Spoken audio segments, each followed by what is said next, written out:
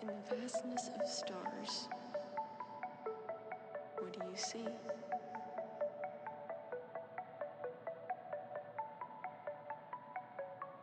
Darkness.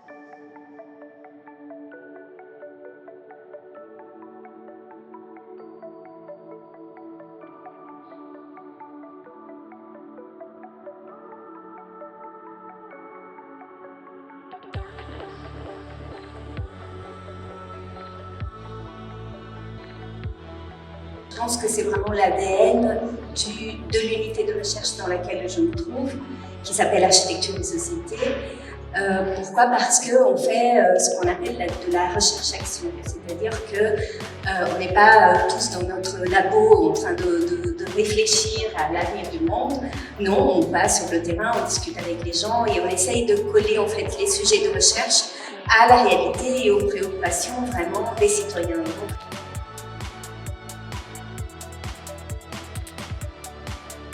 Je trouve que c'est vraiment une réussite.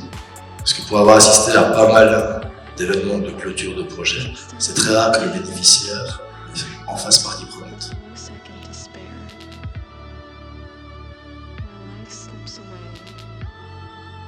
Je pense que parmi les bilans aussi qu'on peut tirer, je trouve ça assez quand même important, c'est tous ces outils que nous avons finalement produits ensemble lors d'ateliers. On s'est quand même pas mal vu en atelier pour réaliser ces outils dans les quartiers.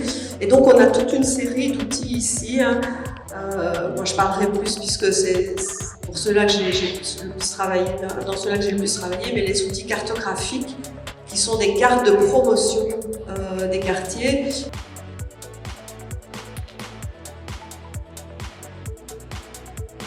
Et donc il y a vraiment des choses concrètes et qu'on peut même, je veux dire, distribuer à l'extérieur et montrer à l'extérieur. Je pense que ça c'est aussi, moi je retiens ça comme un bilan vraiment positif.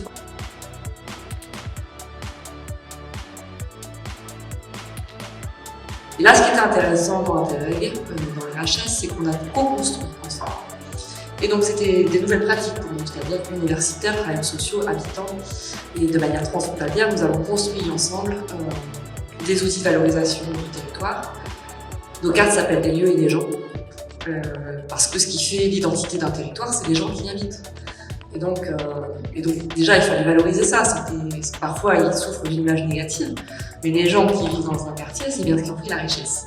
Donc ça, c'est important de le dire, et donc c'était ça aussi qu'on voulait montrer.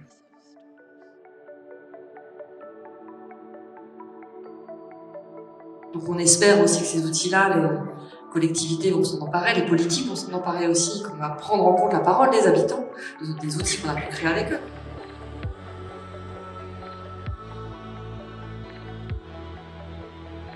On a créé également des outils, on est en train d'expérimenter des choses, on a renforcé des liens aussi entre les écoles, les parents et les quartiers.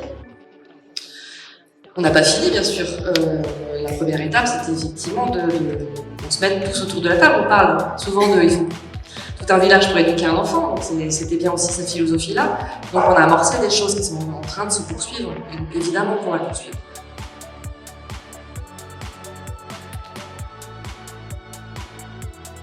Quand on nous dit, oui, mais toutes les fêtes du quartier, elles se passent ici, c'est normal qu'il y ait des gens, parce que les gens sont oubliés à cette place d'une manière ou d'une autre. Ça ne peut se comprendre que si on est à côté des habitants, en fait, si on est avec eux. Et ça nous permet je reviens à la question de départ de transdisciplinarité, ça nous permet de faire des ponts entre les disciplines. Ce n'est pas uniquement une question d'architecture ou d'urbanisme, mais c'est une question de structure sociale du quartier, de structure éducative du quartier aussi, de mémoire collective. Donc on est dans l'anthropologie, dans la sociologie, dans d'autres disciplines qui viennent compléter en fait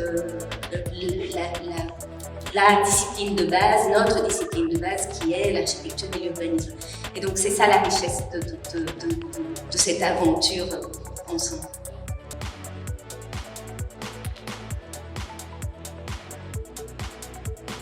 Et de frontières, en fait, il a été beaucoup question dans ce projet parce qu'en découvrant les réalités des quartiers, évidemment, une un des éléments les plus frappants, c'est la frontière énorme qui existe encore entre ces quartiers et la ville. Souvent, les quartiers, vos quartiers, les quartiers dans lesquels on a été, souvent ils sont très marqués par une frontière parfois physique entre les quartiers de la ville, comme du temps, par exemple, avec l'autoroute qui coupe vraiment la ville du quartier. Il a été question de frontières aussi psychosociales, frontières qui font qu'on a du mal de sortir de son quartier et pas que, les gens de l'extérieur ont du mal de venir dans le quartier aussi. Donc ça, ce sont des questions fondamentales du projet qu'on a vraiment travaillé et je pense que tout n'est pas fait, loin de là, mais il y a des ponts qui ont été lancés justement. Et quand les habitants d'un quartier belge allaient visiter un quartier français, et on voyait que tout de suite ça se passait super bien entre les habitants parce qu'ils avaient des vécus très très similaires en fait. Dans les difficultés, mais aussi dans les choses réussies, et qu'il y a un apprentissage de pratique d'un quartier vers l'autre qui fonctionne finalement, c'est tout bénef en fait. C'est ça le projet Interreg, je pense.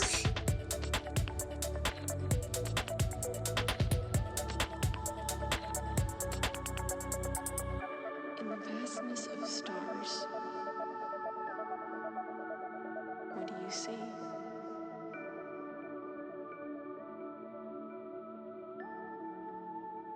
Darkness.